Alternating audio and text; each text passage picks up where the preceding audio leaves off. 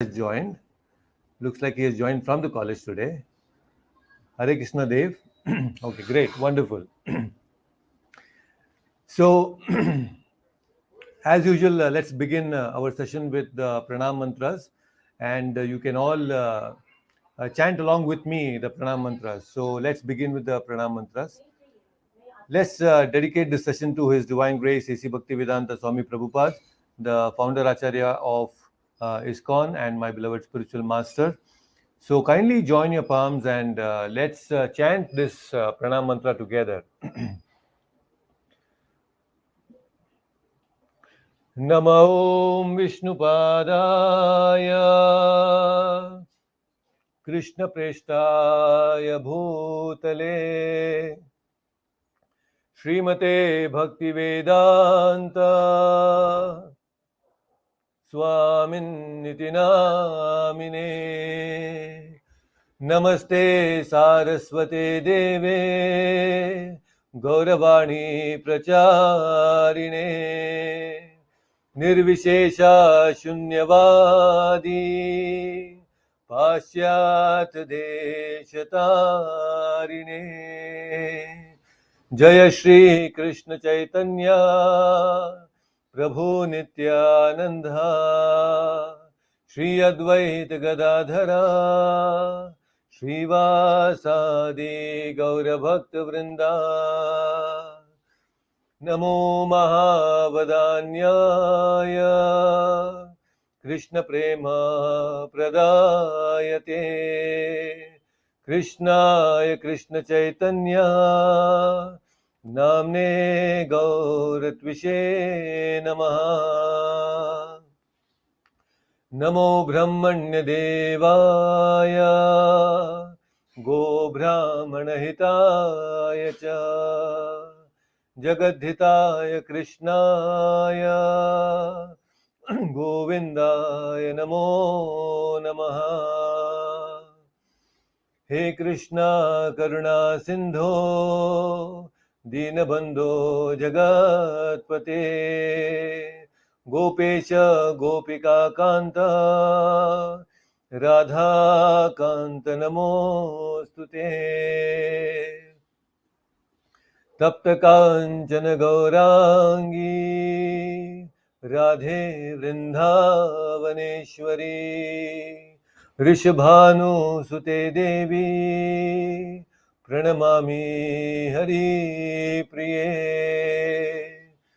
Vancha Kalpatarubhyasya Kripa Sindhubhya eva cha Patitanam Pavanebhyo Vaishnavebhyo Namo Namaha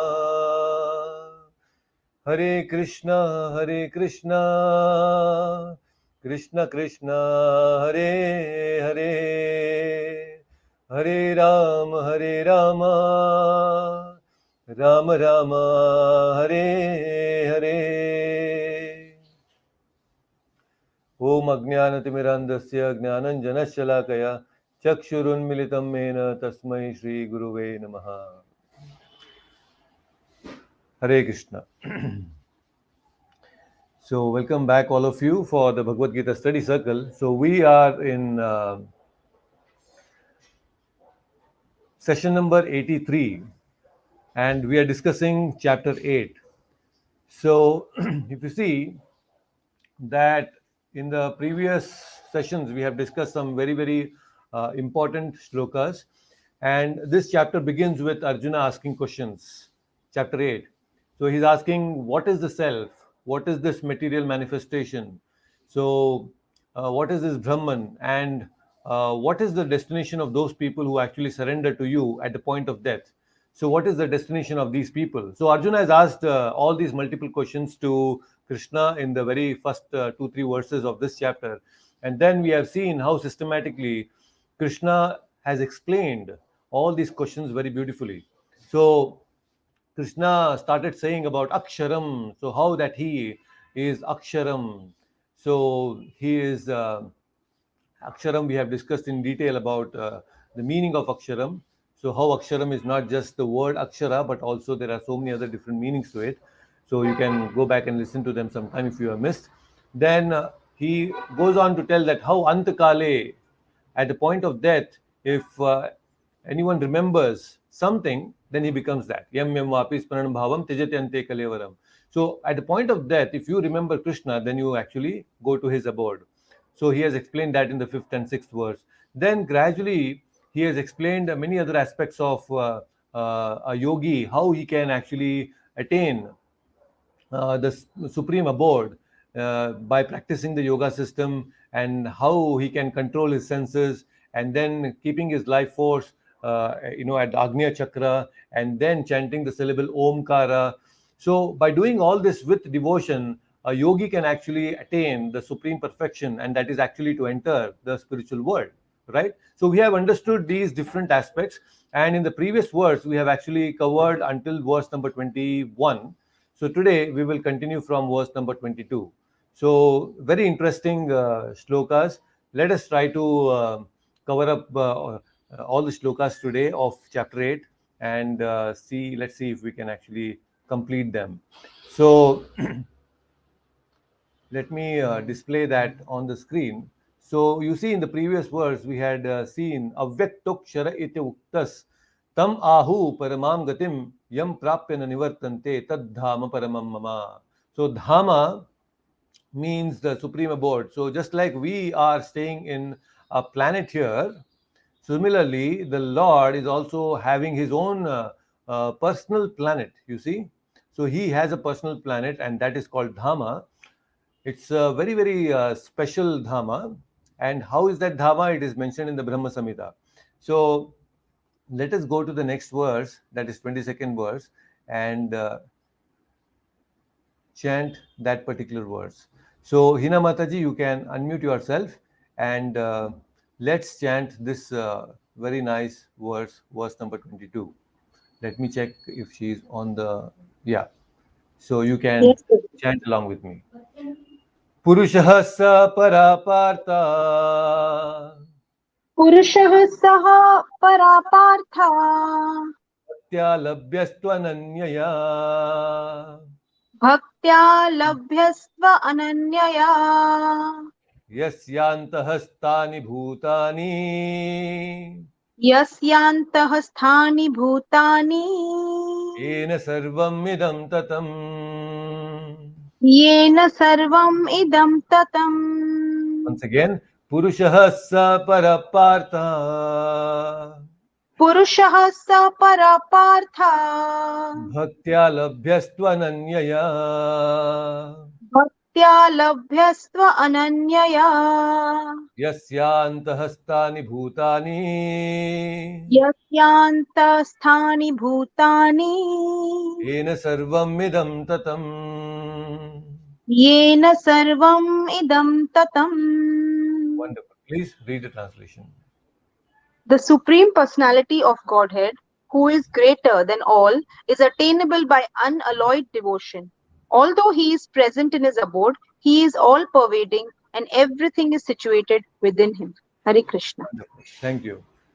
So, the Lord here is actually saying that how the Supreme Personality of Godhead, who is greater than all, and he can be attained only by bhakti, devotion. So, Krishna is stressing upon this very important aspect here. So, the primary sadhana is following the devotional process.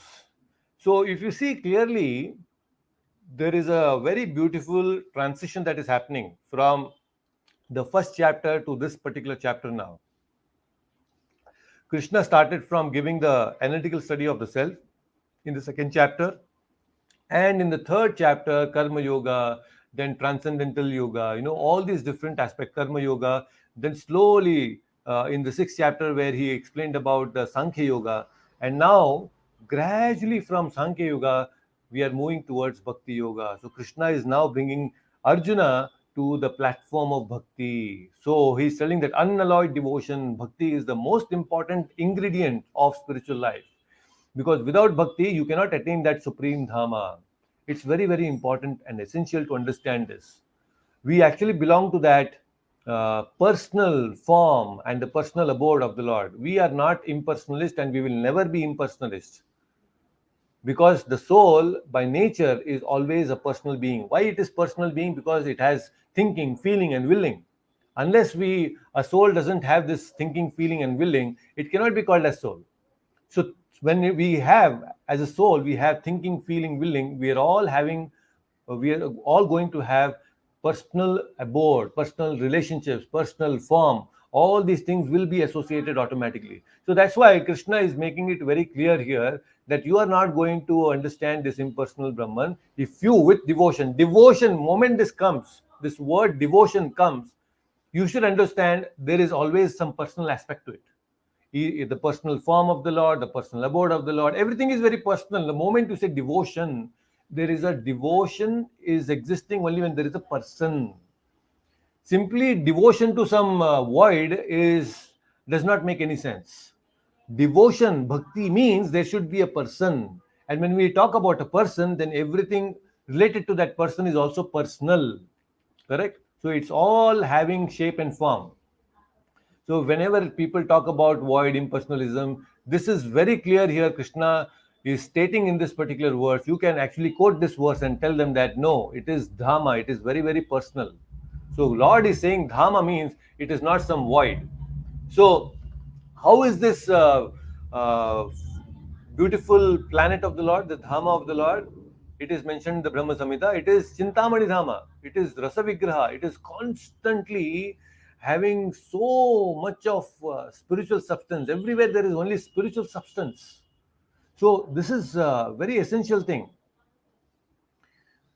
This spiritual world is not one. There are multiple spiritual, like multi universe they talk about, like that. There are multiple spiritual universes. So many spiritual planets are unlimited. Just like the forms of the Lord are unlimited, the spiritual planets are unlimited. Like Krishna has multiple forms. There is a form of Vamana, Buddha, Narasimha, Varaha, Matsya, Shankarshana, Pradyumna, Aniruddha. So if you go on like this, there are unlimited planets. Like Ayodhya, Rama is there, right? So Rama has Ayodhya. Now Krishna has Goloka Vrindavana. So all these Vaikuntha planets, there are for each form there is a specific Vaikuntha planet, and devotees of that particular form they reside there. For example, there are great devotees of Narsimha, so they go and reside in that particular spiritual abode of Narsimhadev. So like that, there are unlimited planets, spiritual planets, and Krishna is the central attraction of all the spiritual planets. His planet is called Goloka Vrindavana. All others are like the petals of the lotus flower, and the central part of the lotus flower is the Goloka Vrindavana, and that is where Chaitanya Mahaprabhu and Prabhupada has given us the destination. They are telling this is our destination, to be in the central part of the spiritual planet. So we are not simply talking about just going to the spiritual planets, but Prabhupada and Chaitanya Mahaprabhu, they have given the process through which we can actually go to the most central part, centrally located.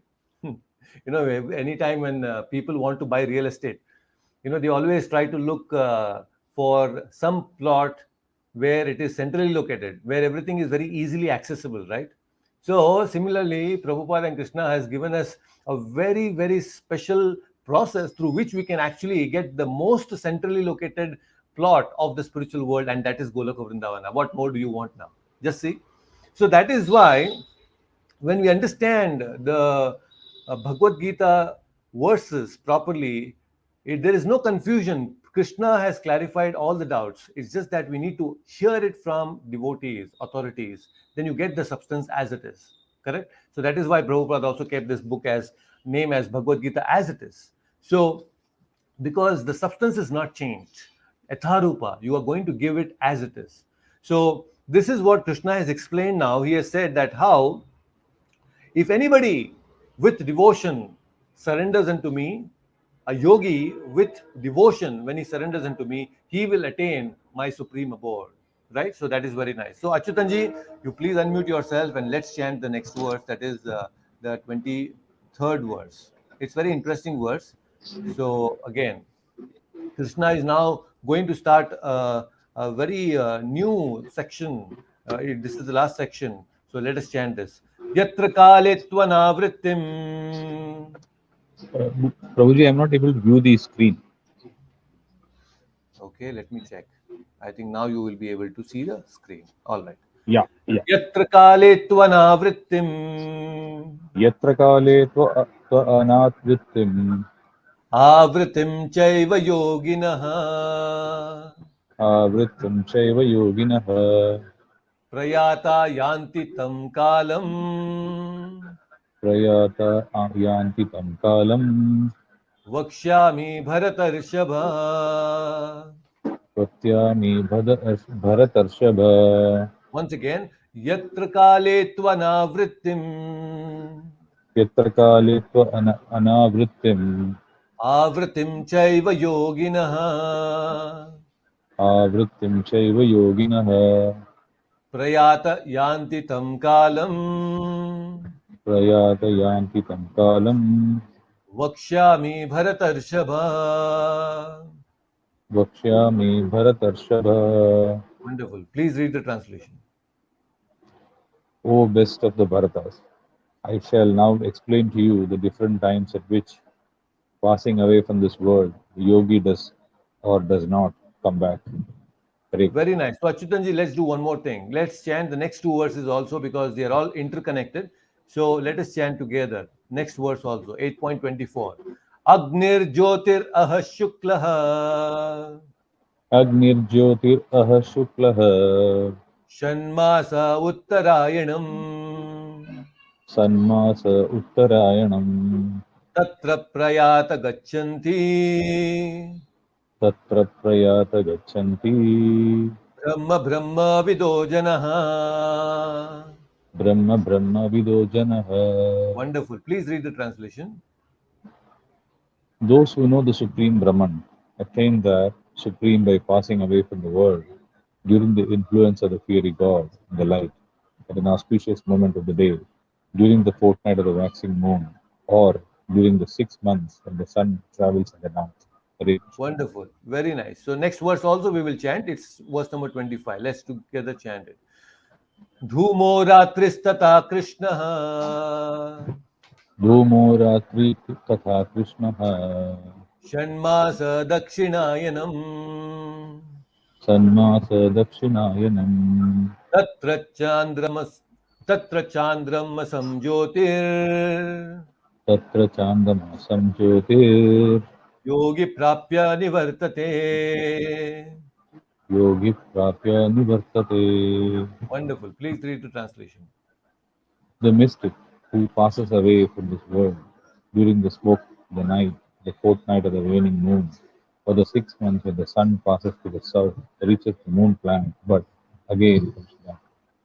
Hare Krishna. Wonderful. Thank you so much. Very nice. Hare Krishna. So, these are some very interesting verses here. Krishna has explained. So, after telling Arjuna that if you think about me at the point of death, you will come to me. Now, in this particular verse, Krishna is going to tell the point at which you leave the body also matters. And those who follow the Karma Yoga, Jnana Yoga, Hatha Yoga, Astanga Yoga process, this particularly applies to them. So, what is that? Krishna is telling Yatra Kale to Anavrittim, Avrittim Chaiva Yoginaha, Prayata Yantitam Kalam Vakshami Bharatarshaba. Oh Bharatarshaba, I am now going to explain to you the time at which one is supposed to leave the body and one is not supposed to leave the body. Now, see, in the olden times, the great yogis, after following a very strict Hatha Yoga process, they would get a very special boon, and that was Iksha Mrityu. Iksha Mrityu means they have the ability to leave the body whenever they want. We do not have that ability. We are forced by the effect of time. But the yogis actually, through this Hatha Yoga process, they can control and they can actually determine when to leave the body. Isn't it? The very fine example of this is our own Bhishma Pitamaha. We know that although being shotted by so many arrows, he was lying on the bed of arrows, still he was alive and he was waiting for the right time to come before he left the body. You just see? And that exactly is explained in the next verse now. So, what is that next verse? Bhishma was having Ichha Mrityu because he was given the boon from his father, Shantanu, that since you are going to take this very strong, you have taken this very strong vow of staying brahmachari all throughout your life, Naishtika brahmachari, I will bless you, my son, that you will have Ichhamrityu. You can leave your body, you can die whenever you want. It's very, very special.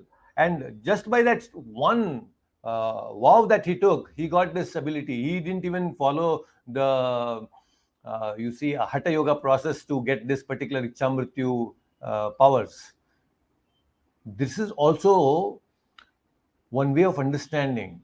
When you take up strong austerities, when you are very determined to do something, that itself, the ability, the determination to do tapasya itself will empower you so much. And this is very much practical.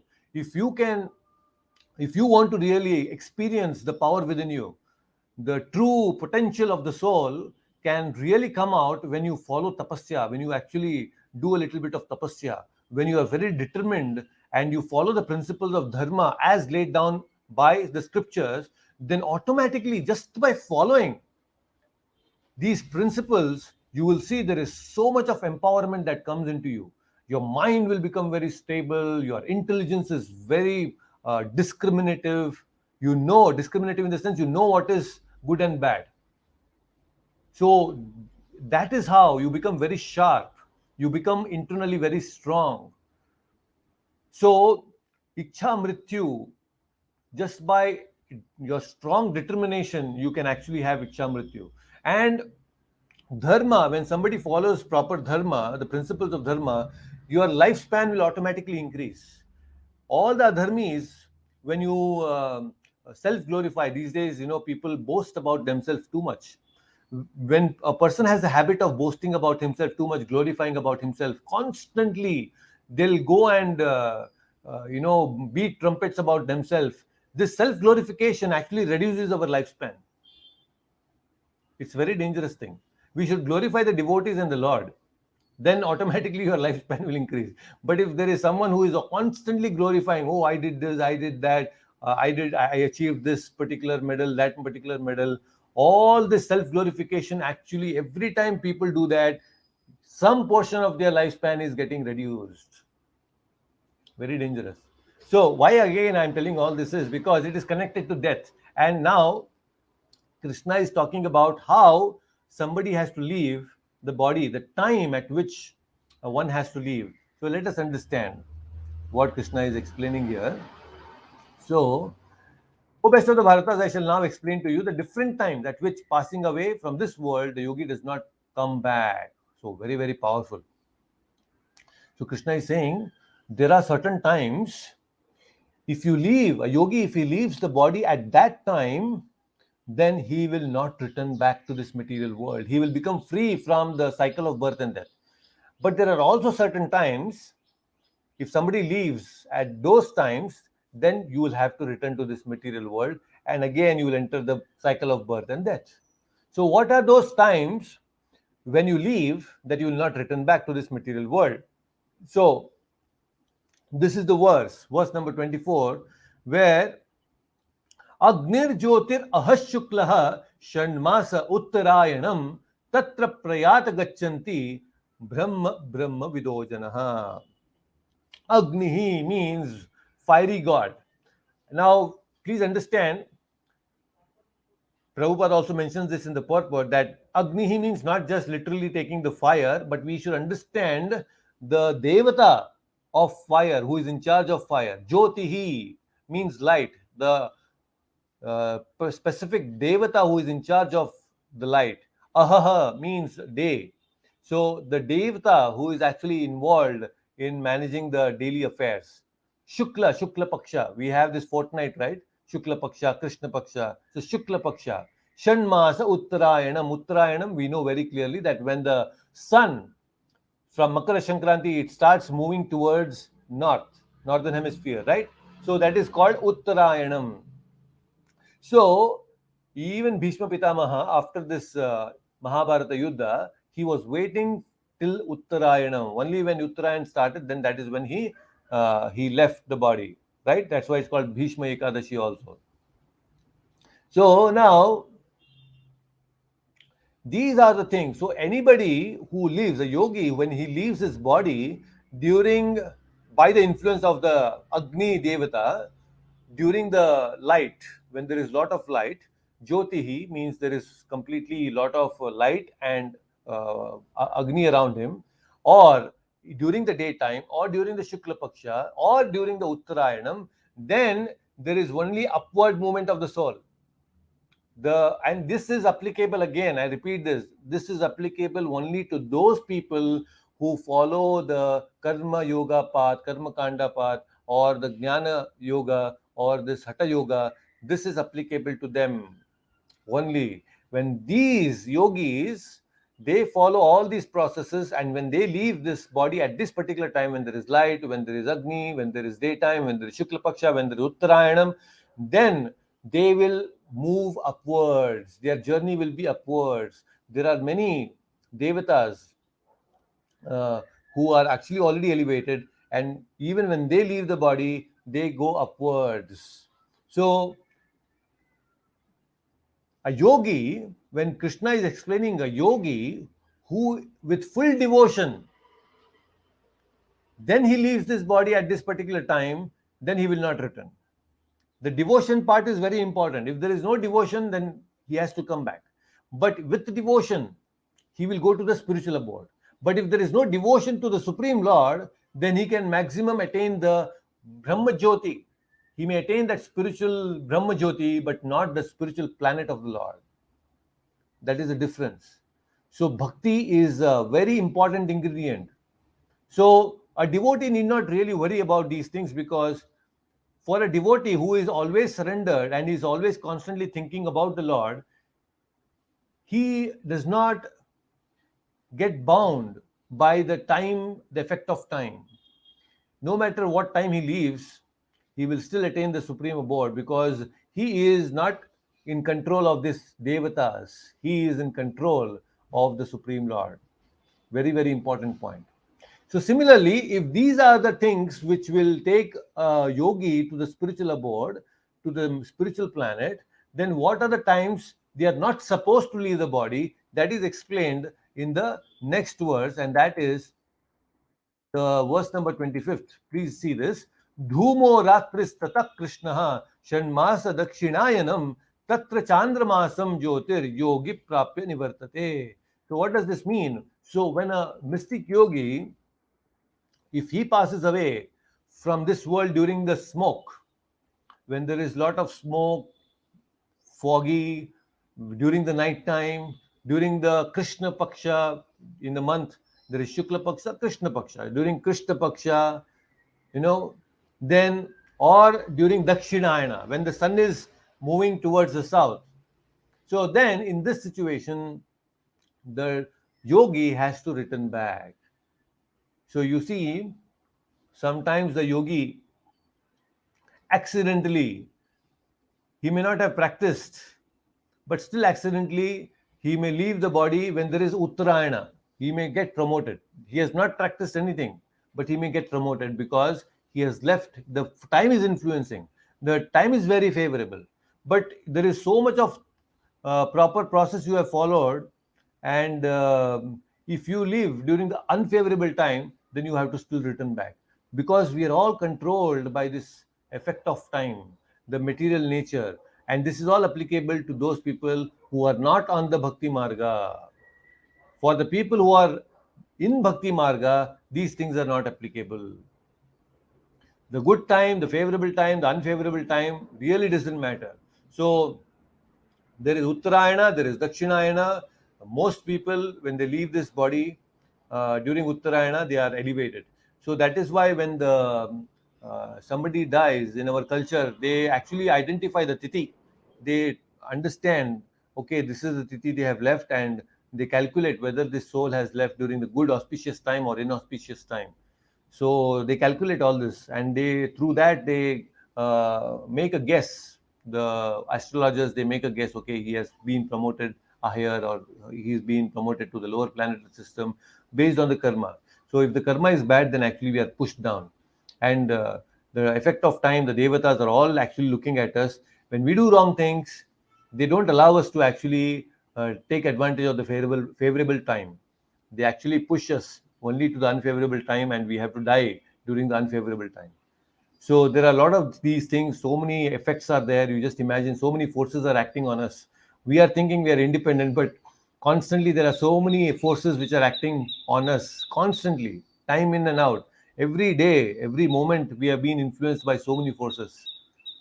There is a force of gravity, there is a force of sattva guna, rajoguna, tamoguna, effect of time, the force of time.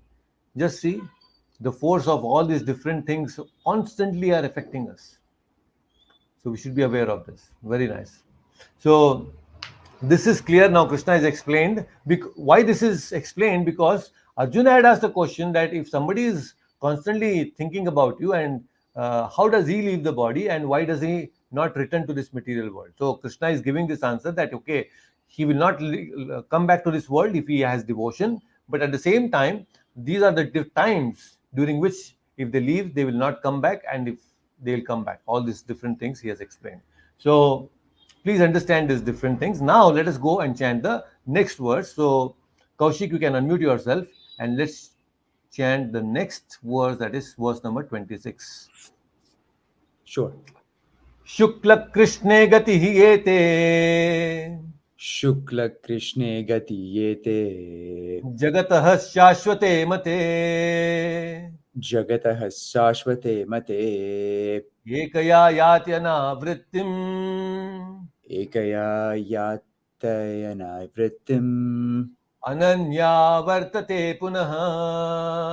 ananya vartate punaha. Once again, Shukla Krishne gati yete Shukla Krishne gati yete jagatah shashvate mate jagatah shashvate mate ekaya yatyana vrittim ekaya yatayana vrittim anyaya vartate punah. anyaya vartate punaha. Yes, please read the translation. Sure. According to Vedic opinion, there are two ways of passing from this world, one in light and one in darkness. When one passes in light, he does not come back. But when one passes in darkness, he returns. Hare Krishna. Okay, so this is very straightforward. Here, Krishna is very clearly stating that how if somebody leaves during the light, he actually goes back to the spiritual abode. But if he leaves during the darkness, then he has to come back. So that is what we understood. So Kaushik, we can chant the next verse also, verse number 27. Sure. Naite Sriti Parthajanan Naite Shruti Parthajanan Yogi Muhyati Kaschana Yogi Muhyati Kaschana Tasmat Sarveshu Kaleshu Tasmat Sarveshu Kaleshu Yoga Yukto Bhavarjuna. Yoga Yukto Bhavarjuna. Once again, Naite Shruti Parthajanan Naite Shri Parthajanan Yogi Muhyati Kaschana Yogi Muhyati Kaschana Tasmat Sarveshu Kaleshu Tasmat Sarveshu Kaleshu Yoga Yukto Bhavarjuna. Yoga Yukto Bhavarjuna. Wonderful. Please read the translation. Yes. Although the devotees know these two paths, O Arjuna, they are never bewildered. Therefore, be always fixed in devotion. Great. Wonderful. Thank you. So, Hare Krishna. Hare Krishna. So, in this verse, Krishna is explaining that these two paths are there. Oh, Arjuna, There is daytime, there is nighttime. As devotees, we should know that these are technical differences, and these are specifically applicable to those who follow the Karma Yoga process, Jnana Yoga process, and Hatha Yoga process. But then see again, Krishna is clarifying, and it is very clear now what Krishna actually expects. He is very nicely saying that the devotees, O Partha, a devotee, although he knows these two paths, he's never bewildered. Oh, it's not that, okay, now I'm going to die, whether I'm going to die during the daytime, Uttarayana, or I'm going to die during the Dakshinayana. A devotee is not actually disturbed by these thoughts about what time will I die. Everybody is going to die, but the devotee is not bewildered about death because the devotee welcomes death. He is not fearful of death. So time really doesn't matter for him. And he is completely under the grip of Krishna because of his devotion. So that is why he is free from all the bewilderment. So that is the special boon that the devotees have, that they are not influenced by the time, Uttarayana or Dakshinayana, whether it is daytime or nighttime, whether it is this devata or that devata who are actually controlling things. It really doesn't matter because they are completely surrendered to Krishna, and Krishna is the Supreme Lord, actually helps them get out of this material world. So that is a special boon that the devotees have. So we don't have to be worried. Unless we become devotees, then we have to worry. If we are devotees properly, we become Krishna conscious, then there is no worry at all. So our aim is what? Again, if you see Bhagavad Gita, if you try to understand these things from a person who is very philosophical or a person who is doing only mental speculation, then it becomes very difficult for such a person to understand these verses. At a superficial level, he may just think that, okay, surrender to day, surrender to night, this is the destination. No, that is why the process of bhakti should be understood. Simply by following this blindly, you cannot understand. So here Krishna, Prabhupada also explains, a word yoga yukta is especially significant in this verse. One who is firm in yoga is constantly engaged in Krishna consciousness in all his activities. And Prabhupada also says that Rupa Goswami, one of the great Goswami, one of the 6 Goswamis, has explained and advised that one should be unattached in the material world and that all affairs should be steeped in Krishna consciousness. So in this way, one attains perfection. So one should be unattached with all the material things. And material things includes death. Many people are attached. Oh, I should die like this only. Many people have this desire. I should die while I should be talking to youngsters. There was a great, our former president also had this desire. Of course, he's a great person, APJ Abdul Kalam. And he had this desire that I should actually die when I'm talking to the youngsters. And looks like the Lord is very favorable towards him. And while he was speaking to the youngsters, to a lot of youngsters, that is when he actually collapsed, right? And he met his death. So there are great personalities like that, and he was very fond of the Vedic traditions and the Vedic culture. So what I'm saying is, many people are even attached to death. I should be dying when I should not be in hospital. I'm fit and fine. I should die at that time. So a lot of people are attached to death. So Prabhupada, and here in the purport, Prabhupada is saying that how Rupa Goswami advises us not to be attached even to a particular type of death. So to die, oh, I should die during Uttarayana, I should die during Shukla Paksha, I should die during the daytime. These are all again material attachment because death is only to the body, right? So if you are a devotee, you are Krishna conscious, then you don't have to be attached to the death also. Death will come automatically at the point it has to come. But since you are a devotee, your death will be taken care of by Krishna, right? So that is why Krishna is saying a devotee need not worry and he will not get bewildered. So you just see how subtle attachments are. Material attachments are not only to things and objects. It's not only to relationships that, okay, I'm having material attachment towards my husband and wife and children, my parents. No, material attachments are to the extent which is very subtle, is even for the death. Oh, I should die this way only. Many people, मुझे मरना है तो इस तरह से मरना है. अरे यार, तुम्हारे हाथ में है थोड़ी. ऐसे मरूंगा, वैसे मरूंगा. It's not in our hands. That's why devotees don't think about these things. That will come whatever way it has to come. But you should be ready. Ready means what? You should be in devotion all the time. That's why Krishna is saying, Satatam, always you think about me, always be constantly thinking about me. That will help you. Right? That is devotee's secret. The secret of success is actually you should be constantly thinking about Krishna all the time. Then doesn't matter when that will come, you're already ready. So you should be prepared all the time, constantly, any moment, right? Even next moment that can come. But you should, are we ready? We are not ready. So better get prepared. Yad Tat padam padam yad vipadam, it is said. Padam padam, every step in this material world can actually bring death to us. It's very dangerous. This material world is so horrible. I'll just tell you, 2 days ago in Hubli, where I was staying, there was all of a sudden huge wind, very powerful wind, just for 10-15 minutes. And so many trees, they fell. A huge branch fell in front of my house. And so many trees have fallen and on the vehicles and on people. And one person, he lost his hands.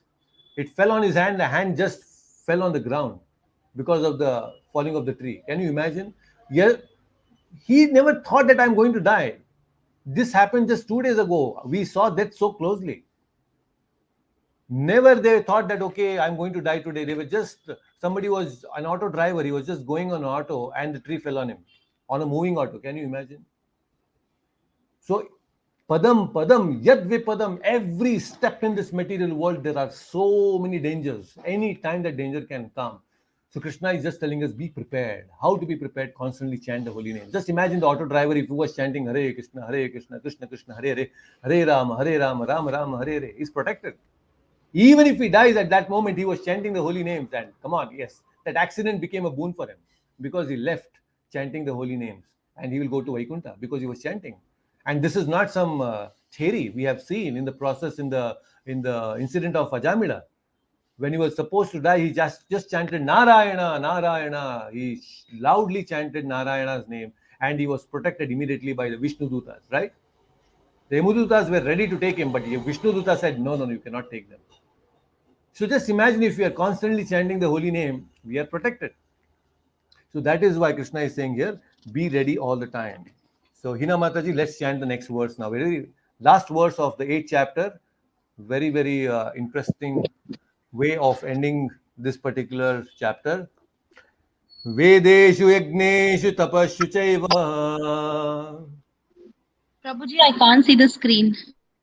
Let me change the, just hold on. Yeah, I think you can see it now. Vedeshu yagneshu tapashu chaiva. Vedeshu yagneshu tapaschu chaiva. Daneshu yat punyafalam pradishtam. Daneshu yat punya phalam pradishtam. Atyeti tat sarvamidam viditva. Atyeti tat sarvam idam viditva. Yogi param sthanam upaiti chadyam. Yogi param sthanam upaiti chadyam. Vedeshu yagneshu tapashu chaiva. Vedeshu yagneshu tapaschu chaiva. Daneshu yat punyafalam pradishtam. Daneshu yat punya phalam pradishtam. Atyeti tat sarvamidam viditva. Atyeti tat sarvam idam viditva. Yogi param sthanam upaiti chadyam. Yogi param sthanam upaiti chadyam. Wonderful. Please read the translation. A person who accepts the path of devotional service is not bereft of the results derived from studying the Vedas, performing sacrifices, undergoing austerities, giving charity, or pursuing philosophical and fruitive activities. Simply by performing devotional service, he attains all these, and at the end, he reaches the supreme abode. I cannot see Abode. that part. No problem. Supreme eternal abode. So, wow, what an amazing verse this is. Just see the way Krishna is telling here. This is very beautiful verse actually. We know that how, uh, you know, the first 6 chapters of the Bhagavad Gita is talking about different types of yoga systems, right? There is Karma Yoga, Jnana Yoga, Sankhya Yoga. All these different yoga systems have been explained in the first 6 chapters. And the last 6 chapters are explaining about the Prakriti, the Kala, the effects of time, and all those things, right? So the 3 modes of material nature, the gunas, the interaction of the gunas. But the middle section, the middle 6 chapters of the Bhagavad Gita, they are exclusively meant for Bhakti Yoga. So we are in this very beautiful section of the Bhagavad Gita where we are going to talk the essence of the Bhagavad Gita. So Prabhupada explains that how it is sandwiched, Bhakti Yoga is sandwiched between these two. Like a sandwich, there is an upper layer of bread, there is a lower level of bread, and the real essence, the taste comes from the middle section, right? In a sandwich, that is what really matters. That is what gives us the taste. So similarly, here also, in the Bhagavad Gita, the middle 6 chapters are actually the essence, the real recipe that gives us the taste of the Bhagavad Gita. So, in this particular verse, Krishna is giving a very nice hint here and is very nicely telling us that how, if anybody who accepts this path of devotional service is not bereft of the results derived from studying the Vedas. Just imagine, studying the Vedas is not an ordinary process. If you have to study Vedas, you have to start it from the age of 5. When a boy or a girl, especially the boys during the Vedic times, after Upanayanam, at the age of 7, they were sent to a guru, and from that age until the age of 25, they were actually students. And all these 20 years, they spent studying the Vedas. It is not ordinary, the 4 Vedas, to understand, meaning, practice. All these things take so much of time and effort. Lot of adhyana, lot of tapasya is required. And Krishna is telling, if you can understand this particular chapter, or if you understand these aspects of the Bhagavad Gita, then you will get the same result as that of the reading Vedas. So how fortunate we are. It is so wonderful. I mean, you are just reading Bhagavad Gita and you are going to get the essence of all the Vedas. Anita ते So bag wonderful घ्याल it is, isn't it? मला पाय खूप दुखते होय. It is extremely powerful. And not just that, also you please see performing sacrifices.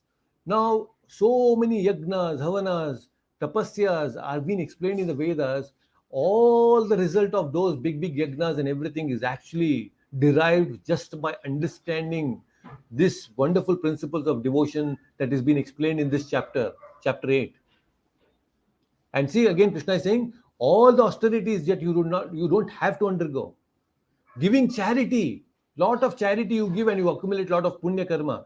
All that is not required if you understand the process of devotional service. So much of philosophical and fruitive activities that you're going to do, even that is not required.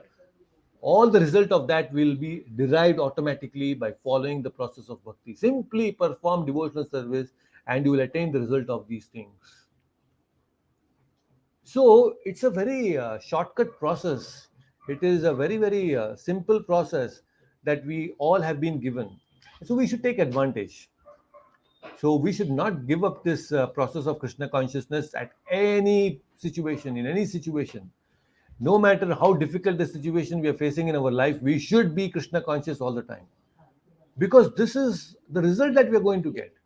I mean, many people, they invest in stocks, they wait for 15 years, 20 years, and then they gain lot of money and so much of wealth they accumulate because they had that patience to wait for 15, 20 years, right?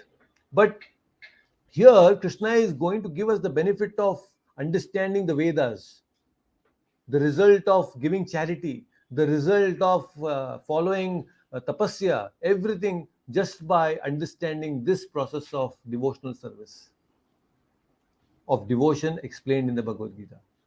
Very quickly and immediately, he will give us. So it's a shortcut process. Even material things will take so much time, but here Krishna is giving spiritual things so easily. So it's only a foolish person will not understand this secret, this benefit that Krishna is giving us.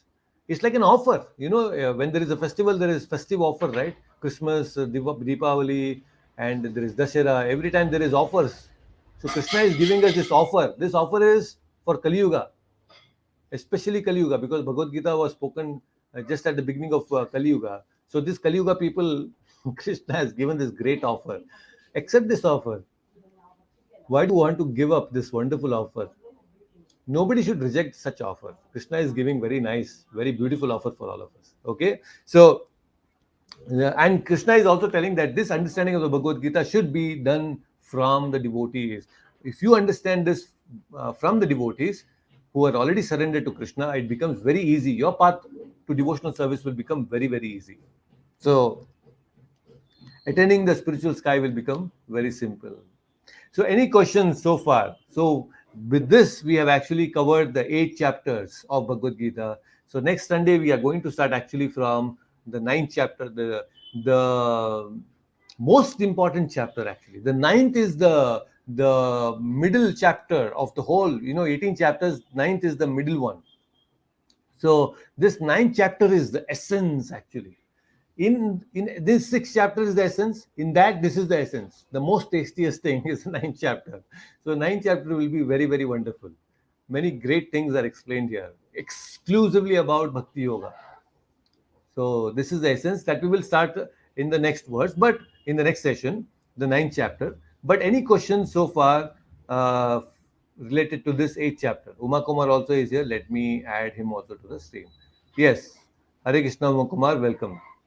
And let me see if there is some comment here. Uma Kumar has joined. Okay. All right. So any Prabhuji, questions? Yeah. Prabhuji, Yes, Mataji. yeah, Prabhuji, actually, I had a question about, whenever that term comes Atman and Brahman, and Ah, the another term is there Parabrahman, Parabrahman. So can you yes. please make us understand, is it that Atma Jyoti and God, the difference, or what is it? Yeah. So there is Atma. So when we say Atma, then there is a Atma also has its own effulgence. So that may be called as Atma Jyoti because we are part and parcel of Krishna. Atma, Atma Jyoti. And then there is Brahman. Brahman is what? Or Brahma Jyoti is what? It is the effulgence of the Supreme Personality of Godhead Krishna.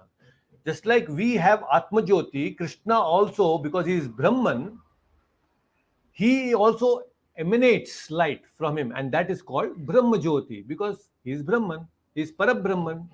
So, because he is Parabrahman, he actually emanates the light which is called Brahma Jyoti. Because we are part and parcel, Atma is part and parcel, Atma can also be referred to as Brahman, a small, minute Brahman. So, we also emanate a little bit of light, spiritual light. So, that is called the Atma Jyoti, like you said. Like many times, the great spiritual leaders, the spiritual saints, they carry a certain halo around their head. We must have seen many pictures where great saints they have the halo behind. That is Yes. because of Atma Jyoti. They have that effulgence, that spiritual potency which is emanating from their body. So, if a saint, Atma can emanate so much of light from them, you can imagine the kind of light a Brahma Jyoti, the Supreme Lord will emanate, and that is called the Brahma Jyoti. So there was one very nice incident. This reminds me of a very, very, very beautiful incident. Once in London, when Prabhupada was moving in a car, he was going in a car, and suddenly there was a cop who started following them, and he was behind the car, and after a distance he actually overtook and he actually stopped the car, and he came running towards the driver, the devotee who was actually driving. He came running towards the driver and said, "No, there is fire in your car, there is fire behind your car." And then they all checked it, and they got down and checked everything. There was no fire there. So actually what he saw was the halo, that light which was emanating from Srila Prabhupada. So he was fortunate enough to see that. So I'm just telling you that how there is Atma Jyoti, And there is Supreme Lord who is Parabrahman. He also emanates light, and that is called the Brahma Jyoti. So now the Brahma Jyoti Brahma Jyoti is non different from the Lord. It is not different from the Lord, but it is impersonal. See, light does not have shape and form. It is impersonal. If you enter that light, and each one of us, we all enter that light, you will exist in that spiritual abode. It's very nice. It's not about in that spiritual light, in the Brahma Jyoti. You are existing, I am existing, Kaushik is existing, Achyutanji is existing. Each one of us is experiencing that spiritual bliss in Brahma Jyoti because it's connection with the Lord. But what happens is there is no interaction between you and me. I cannot see you, you cannot see me. Because the Jyoti is so effulgent, there is no interaction between living entities. Because there is no living entities interaction, then you will feel bored there. Oh my God, what is this? Happiness comes only when there is interaction between the souls.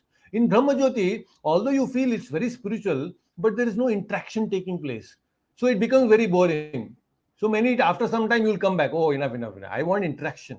So that's why Brahma Jyoti is the first Brahman level experience or realization is spiritual realization, but is incomplete. But then beyond that, there is the Paramatma realization, then there is Bhagwan realization, which is complete. So Paramatma realization is seeing the Lord within the heart, and Bhagwan is actually interacting, having some relationship with the Lord. That is Bhagwan realization. So Brahman realization, Paramatma realization, and Bhagwan realization. So I hope you got some clarity on this. If there is, please, any question, you please ask anything. Yes, Prabhuji. Thank you. Hare Krishna. Yes, Hare Krishna. Prabhuji, I had a query regarding Yes. 826, which is regarding the return and the non-return. Yes. Is this actually the one which we say where a person actually, when death happens during night hours or death happen during the day, is this what we're talking about?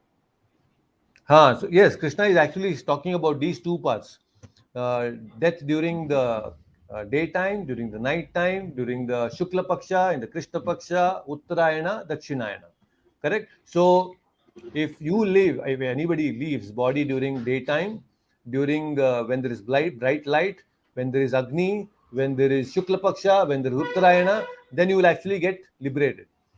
If not, the exactly opposite is if you leave your body during the night time, when there is smoke, when there is darkness, when there is Shukla Paksha, Krishna Paksha, and there is Dakshinayana, then you will actually go downwards or you will come back, you will return to this material world. So that is what Krishna is saying. And this is only applicable to those people who follow strictly the Karma Yoga, Jnana Yoga, and Hatha Yoga, not applicable to the devotees. Okay. Hare Krishna. So Okay. they will return. Anybody leaving the body during the Dakshinayana, they will return back. It's a sure shot they will return. Uttarayana, there is a chance. If somebody leaves the body during Uttarayana, he may actually get liberated to even heavenly planets because of his punya karma. There are a lot of people who follow karma kanda very nicely. They follow the karma yoga, jnana yoga very properly. Then what happens is when they leave during these times, they will be elevated to the higher planetary system. For many, Prabhupada explains in the purport that such people who have lot of pious activity, punya, they will be elevated to the moon planet. There in the moon planet, they will drink Somarasa there for 10,000 years of the Devata time. And then they will again return back when the punya is over. They will come back again to the material world. So many times, because of the punya, you may get elevated, but you will again come back. So this elevation and all these things will happen during these times. But what Krishna is telling is only if a yogi, if you are in devotion, you are a yogi, and with devotion, you have practiced yoga, and you will leave this your body during this particular time, then you will be elevated to the spiritual world. But if you don't have devotion, you may get elevated to higher planetary system, but you will still come back. So no return means you are actually going to the spiritual world. Because only when we go to the spiritual world, there is no return. If you go to any other planets in this material world, then there is return. You have to return.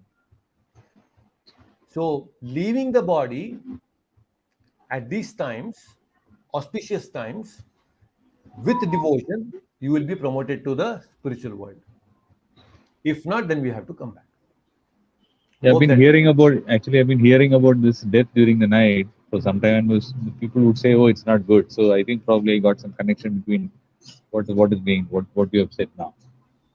Yes, actually, people when they die during night time and all, so it is considered to be inauspicious. Now, it's not Inauspicious. Yeah, again. yeah, It's yeah. very Not the very clear connection. that, yeah. Yeah. So Prabhupada, Krishna is clearly stating, night time anybody leaves, then it's inauspicious.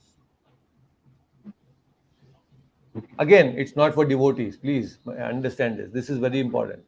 Devotees are not under the jurisdiction of these material laws. But we have to become devotees. That is most important. Without becoming a devotee, it's not possible. Becoming a devotee is a challenge because it's a slow process. Yeah. Devotee means surrenderance to Krishna. How much surrenderance Yeah. do we have at this point? We are not fully surrendered. So we have to increase our surrenderance every time. So then we are becoming devotees. Correct? So this is how Krishna has explained about these things in the eighth chapter, seventh and eighth chapter. So many wonderful things. Ninth chapter will be special, very very special because it's a cream. It's a cream of Bhagavad Gita. So that we are going to taste next Sunday onwards. But like I had told you earlier also, that along with Bhagavad Gita, we will discuss 10-15 minutes also about a little bit about some important aspects of spiritual life. In fact, last time also we had discussed about the importance of having a guru and a little bit of the qualities, the qualifications of real bona fide guru. Right? Actually, this was triggered by Kaushik because he had asked me certain questions, and we thought that every session, 10 minutes or 15 minutes, we can spend understanding some important aspects of spirituality like this. So, along with Bhagavad Gita, we can also learn these things. Otherwise, having an exclusive session, sometimes it so happens that we don't have time, and then at the same time, we will not move forward in Bhagavad Gita. There are still so many things, so many chapters to cover. So, but at the same time, we have these things to be understood. So, 10-15 minutes every session will help us to understand these aspects of spiritual life also, practical spirituality. So, in the last session, we had discussed about the qualifications of a bona fide spiritual master, extending that a little bit further about the qualifications of a guru, like who can become a bona fide guru, is further explained in the Nectar of Instruction. Nectar of Instruction is the book written by Srila Rupa Goswami. Now, Rupa Goswami is the head of our Gaudiya Sampradaya, we can say. We are called Rupanugas. We are the followers of Rupa Goswami. That's why we are all called as Rupanugas. So, in his Upadeshamrita, he has given this very beautiful verse, very important verse for all of us. It says, Vacho Vegam, Manasa Krodha Vegam, Jivva Vegam, Udarapasta Vegam, Etan Vegan Yo Vishaheta Diraha, Sarvam Apimam Prithvim Sashishyat. So, there are different urges, Vegam. Vega means urges. What are those urges? Here, the translation goes. A sober person who can tolerate the urge to speak, the urge of the mind's demands, the actions of anger, and the urges of the tongue, the belly, and the genitals, is qualified to make disciples all over the world. So, this is very, very important. So, who can actually have Shishya? Who can make disciples? One who has complete control over Vacho Vegam, the urge to speak. Now you see people, moment they get time, they start gossiping. Chatter. Constantly they chat. Now there is WhatsApp and there are social media platforms constantly. What are these things? Vacho Vegam. Everybody wants to express themselves. More than expressing these days, there is a lot of gossip that goes on. Men, women, everybody, children, old, young, everybody's actually into gossip these days. Vacho Vegam, everybody wants to talk. They have no control over their tongue. Just talk. Vacho Vegam. The urge to speak is very strong.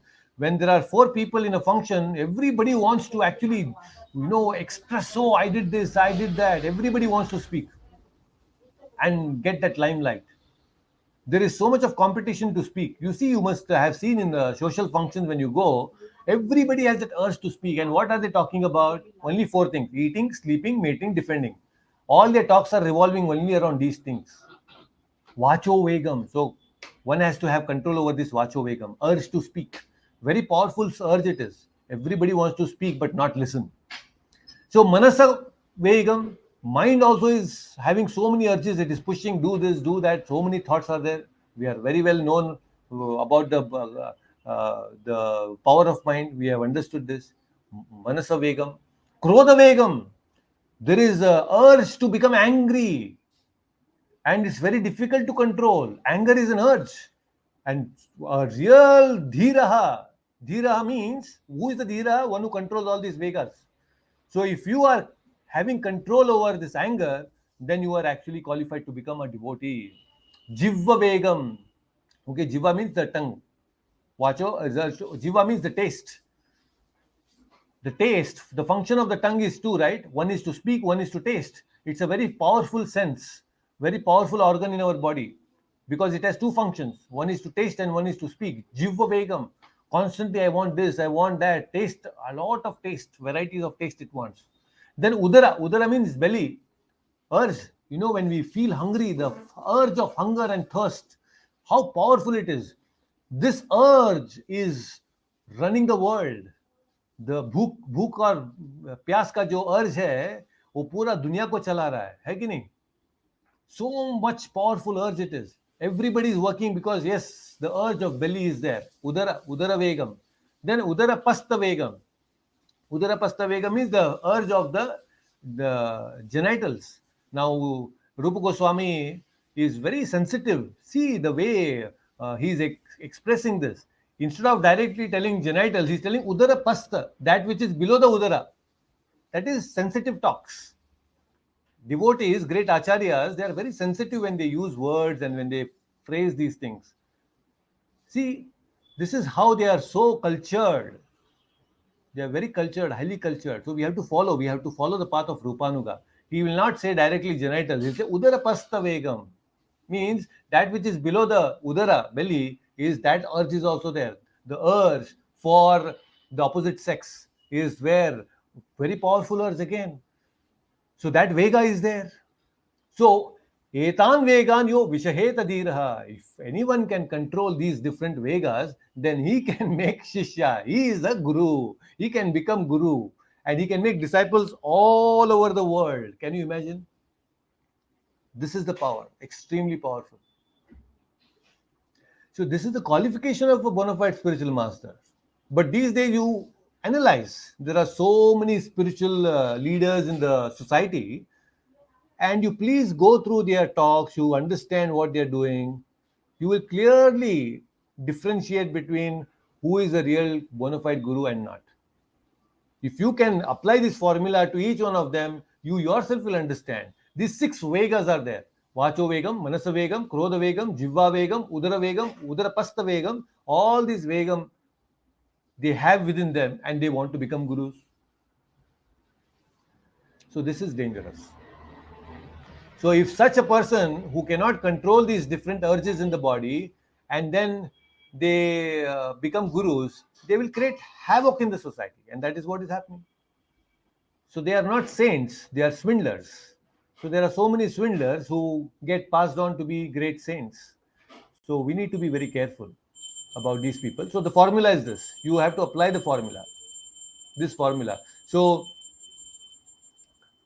these different urges, if somebody is controlled, having controlled, then he can make shishyas. And if you analyze the life of Prabhupada, whenever he opened his mouth, he spoke only about Krishna.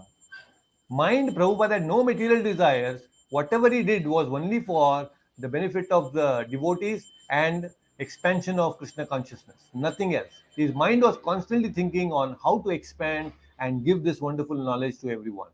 Krodha Vegam, yes, as a spiritual master, he has that need to discipline his disciples. So that is why sometimes he was expressing anger, but that anger is out of love. Many times parents also, they express their anger, but that anger towards their children is out of love. So that anger is different from the material anger. Material anger means you have hurt my ego. That's why I'm angry.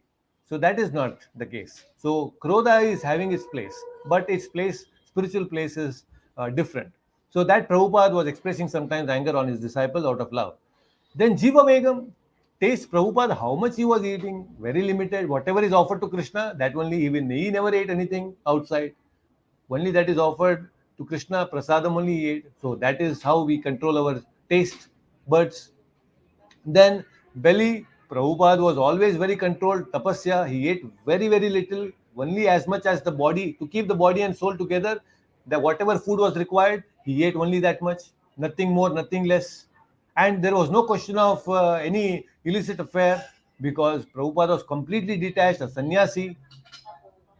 Prabhupada, in fact, says also, in my life, I had never actually thought about any illicit affair. Prabhupada has explained that many times. So, this is a dhiraha. When a person becomes dhiraha like this is a person who can be accepted as spiritual master. Nobody else. This is the qualification. Then your life will be safe, because you are going to put your faith completely on that person. When you put all that faith on such a person, then you will be attaining Krishna. If not, then it is difficult.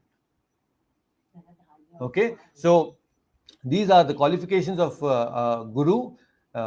We have understood few things in the past session also, that how he has to be in the parampara. A Guru should be in parampara.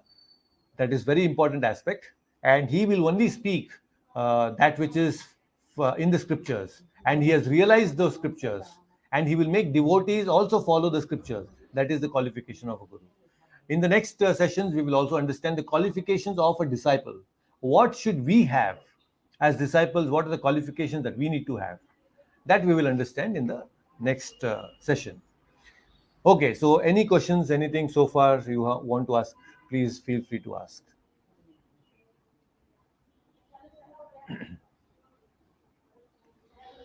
Okay, so if there are no questions, then we will end the session today. And please keep chanting your rounds, and please read Bhagavad Gita whenever you get some time. And if there are any questions, please feel free to ask them in the WhatsApp group. And we will again stay in touch. We will again meet next Sunday. Until then, please take care. Hare Krishna. And Kaushik, we can talk tomorrow or day after morning. We can always talk. You let me know. We will talk, and we will continue our discussions on the topics that we were discussing. So thank you so much for joining. We will again meet. Until then, please take care. Hare Krishna. Hare Krishna.